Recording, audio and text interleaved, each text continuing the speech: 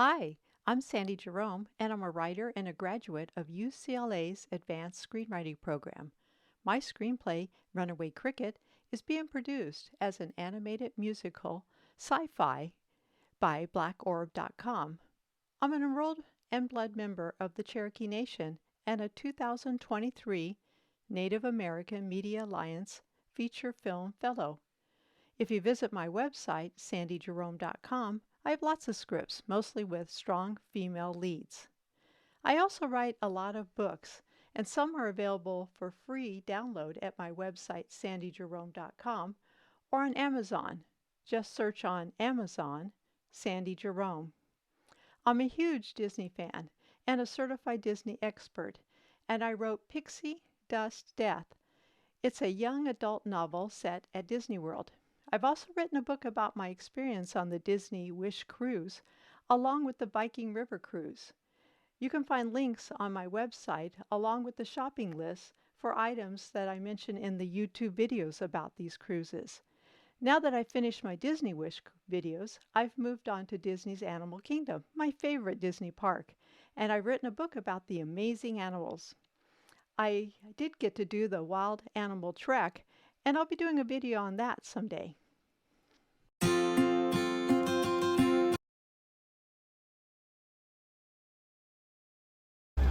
We also like to say Twin Day, and Twin Day means let's go.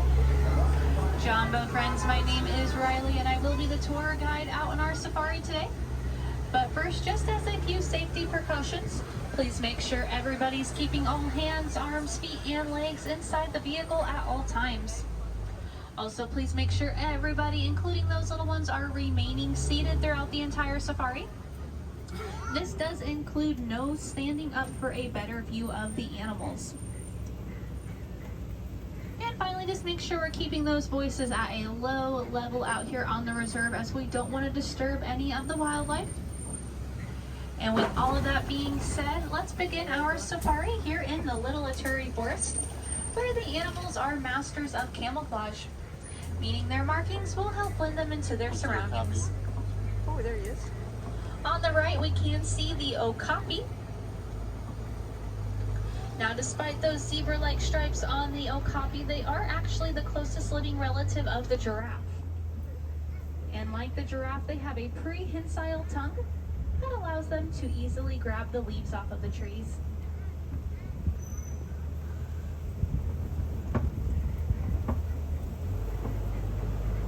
Coming up on the left, we can see, on the right, we will be able to see the greater kudu up there on the hill. Oh, there he is. And right coming there. up on the left, we will be able to see the black rhinoceros in just a few moments. Using that camouflage very well with the rocks back there. Now, the black rhino can get up to 3,000 pounds and run at speeds of 35 miles an hour. And a group of rhinos is known as a crash. Now, going back to the greater kudu, it is known to jump about 8 feet in the air from a standing position. And only the male greater kudus have horns, so we could tell those were all females. Also coming up on the left, we will be able to see the saddle-billed storks back there. The saddle-billed storks have a wingspan of 9 feet, which is about the length of the bench you're sitting in, armrest to armrest. They also have a unique way of telling the males and females apart. All of the males have dark colored eyes, while all of the females have yellow. Now we will be entering the Safi River in just a few moments. And as you might have guessed, the animals in the Safi River like to spend the majority of their time in or near the water.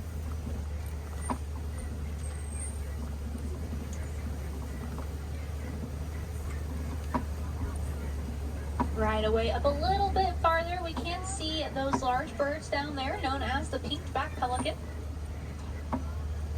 The pink-backed pelican gets its name from a pink coloration that forms on its back during the mating season.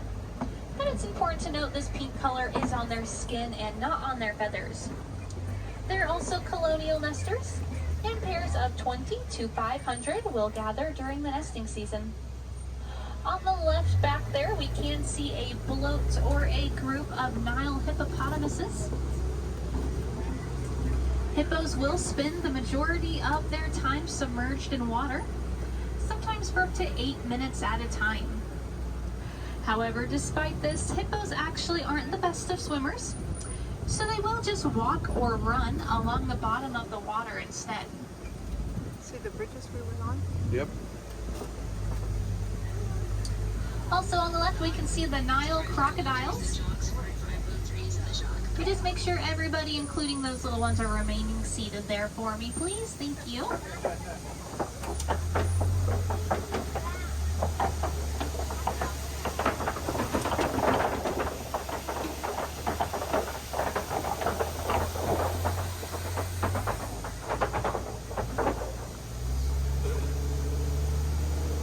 Crocodiles are very powerful predators with the ability to take down prey much larger than they are. However, despite this, they're also very nurturing parents. Both the mothers and fathers will gently roll the eggs around in their mouths, allowing their saliva to help soften the eggshells, which makes it easier for their babies to hatch. Now here in just a few moments, we'll be making our way down into the savannah. But first on the right, we're going to see the baobab tree there. Now the baobab tree can be leafless for up to 9 months out of the year, and this is in order to conserve water. However, if you're curious what a baobab tree with leaves looks like, you can take a look at Animal Kingdom's park icon, the Tree of Life. Now as we make our way down into the savannah, I would recommend having those cameras out and ready to go, probably on a live action or sports mode, as we won't be able to stop for every single animal, and the animals definitely will not stop for us.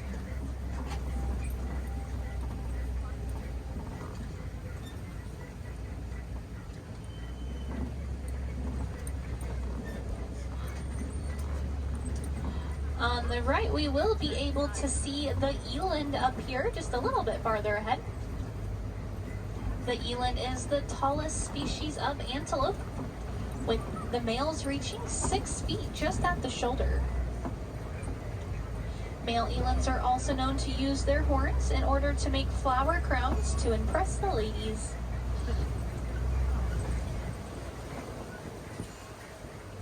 And there on the left, we can see the African painted dogs laying down back there. African painted dogs are going to differ slightly from your dogs at home who have 5 toes. African painted dogs only have 4. They're also among the most successful hunters in Africa, with an 80 to 90% success rate. Also coming up on the left, we can see the Maasai giraffe, and behind the giraffes we can see the sable antelope back there. Now the sable antelope is the official emblem here at the Harambe Wildlife Reserve. And while it will be an alpha male leading the sable antelope herd, it's going to be an alpha female making the decision on the movements.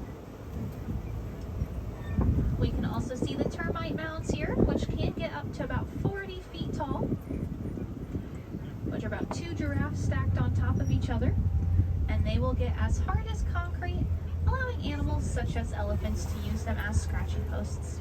Now we're a little too close to stop here next to this giraffe, but very cool that we're getting such a great view. And I also want to point out the giraffe laying down here on the left, and we'll talk about why that's special in just a few moments. But first, let's talk about the Ankole cattle that we're seeing on the right. Those horns can get up to about 4 feet tall, or I'm sorry, 4 feet long, and they will use those horns as a cooling system. As blood circulates through the horns, it does allow the Ankole cattle to release some excess body heat. We're also seeing the Hartmann's mountain zebras back there on the right, but it looks like we'll get a little bit of a closer view up here in just a few moments, so we'll wait to stop until we're up a little bit farther. But a group of zebras is known as a dazzle. And to answer that famous question, a zebra is black with white stripes. And we can tell this because of their black muzzles. We can see one of the babies laying down there, or two of them actually. Now just like our fingerprints, those zebra stripes are unique to them. And when they're born, the baby zebras will imprint on their mothers, memorizing her stripe pattern and staying close to her for about a year.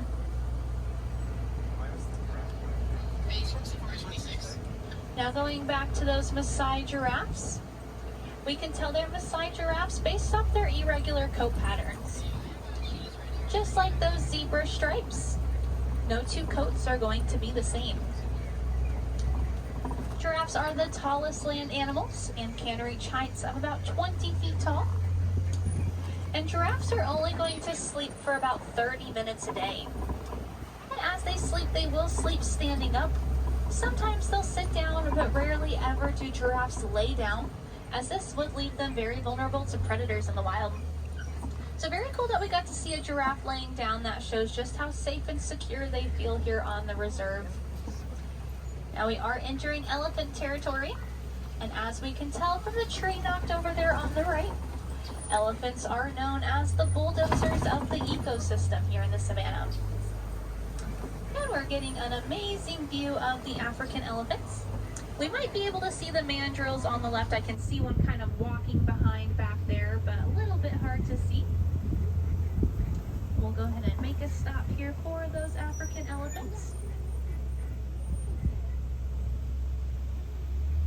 Now mandrills are the largest species of monkey, with the males getting up to about 100 pounds.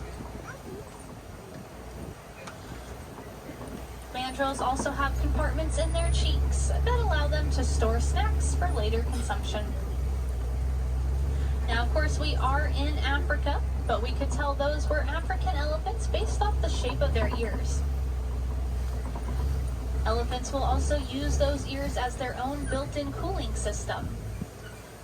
As they flap their ears, they are able to cool their body temperatures down by 15 degrees Fahrenheit, which is very useful on these hot days we've been having.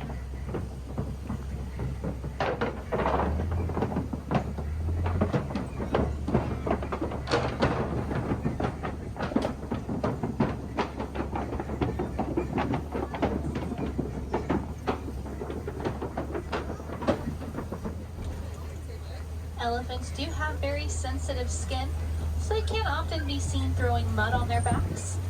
And as the mud hardens, it does act as a natural sunscreen for the elephants. And we're passing through the red clay pits here. And as we can tell from the tusk marks we're seeing on the right, elephants will often eat red clay as a source of extra minerals in their diet. Kind of like us taking a multivitamin. But their main diet will consist of grass, roots, or sometimes even trees. And they will eat about 300 pounds of food every day.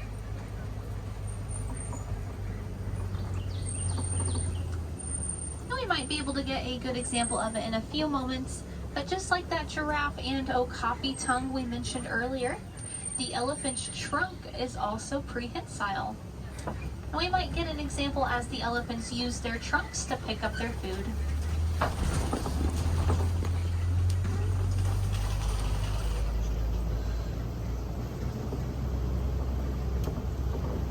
Elephants are very social creatures, with the mothers and their young spending the majority of their time together. Now, once mature, the males will break off into solitude or form small bachelor groups.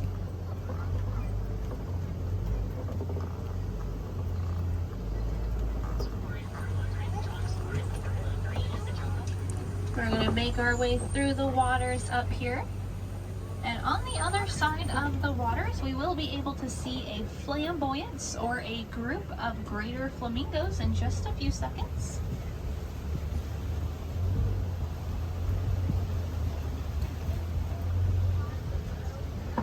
Greater flamingos are the lightest color of pink of the flamingo species. And speaking of that pink coloration, flamingos get it from their diet of brine shrimp, which contains beta carotene. When flamingos hatch, they are actually a gray color. So they have to have that beta carotene to get that famous pink color they're known for. And in just a few moments, we might begin to notice a slight change in vegetation. However, we are still in the savanna, as it is the largest ecosystem here in the Harambe Wildlife Reserve.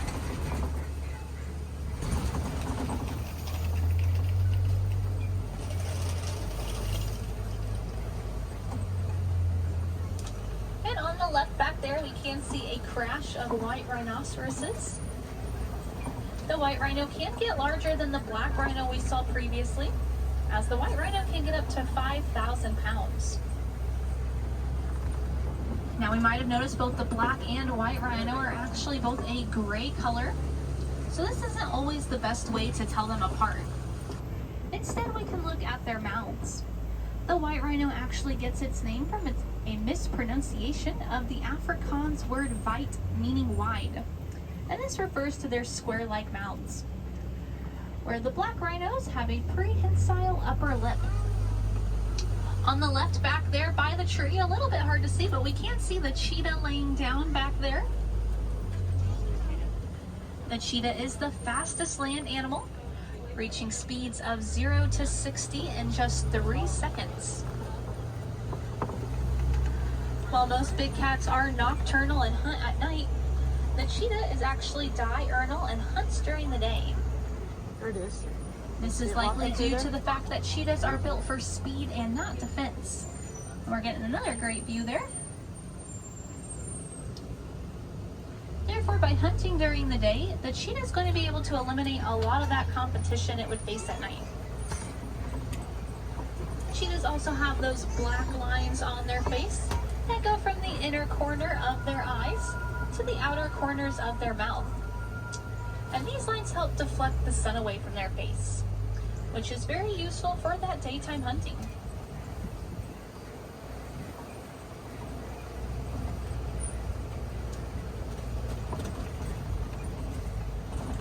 Speaking of big cats, we can see the lions up there on the left. Now the purpose of the mane there on the male lion is actually to help protect his throat in case of any scuffles with other male lions. We can see more of the white rhinos on the right as well. But female lions will do the majority of the hunting, while the males stay back to look after the territory and their young. But they can keep track of each other by their roars, which can be heard up to 5 miles away.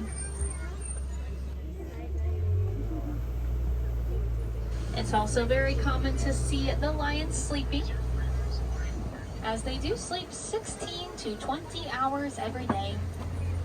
If you have any cats at home, that probably sounds pretty familiar.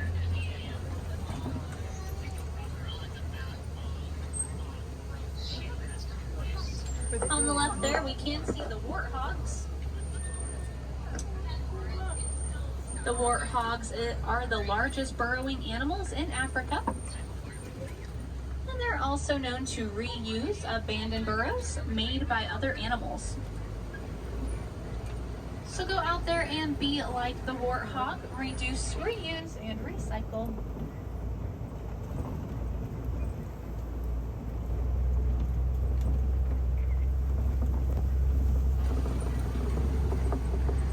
Coming up in just a few moments, we'll also be able to see some ostrich eggs on the right.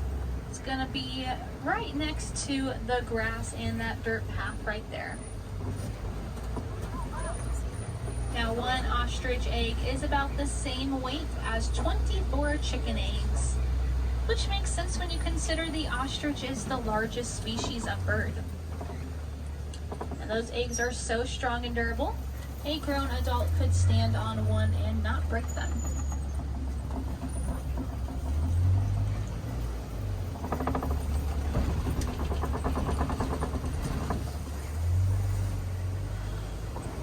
Now we are entering Magadi Glen here. where we will be able to see the Nigerian dwarf goats up here by the warden's post.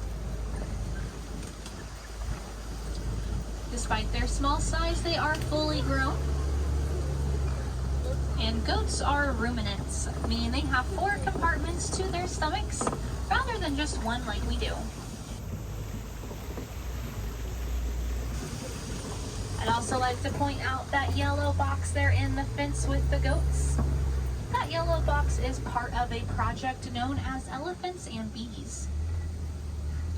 Now, for a long time in Africa, many farmers had a lot of trouble with elephants eating and trampling their crops. This did unfortunately leave the farmers to have to poach or trap the elephants, as the crops were how they made a living. However, with the help of researchers here at Disney, the farmers were able to discover that elephants are terrified of bees. And this is likely due to the fact that elephants have such sensitive skin. Therefore, by placing the bees near the fences, the elephants would hear them buzzing and immediately turn the opposite direction, proving that humans and animals can coexist in harmony. It also gave the farmers an extra source of income, as they could sell the honey produced by the bees. And it's very important to remember that bees are also an endangered species, so it gave them a nice safe place to build their hives. Now this is bringing us to the end of our safari. I hope everybody had an amazing time and maybe got to learn something new along the way. Now here in Harambe, we do not like to say goodbye. It's much too sad and far too final. So instead we say Kwaherini, which means to go well. So go well, go wild, go out there and make a difference for all of the animals out there in the wild. And if I have any wilderness explorers on board, you're riding the Simba one. Well, thank you for watching. Be sure to visit my website for some free ebooks you can download. And please like and subscribe and ring the bell to get alerted of my next videos. We'll be doing the wild animal trek.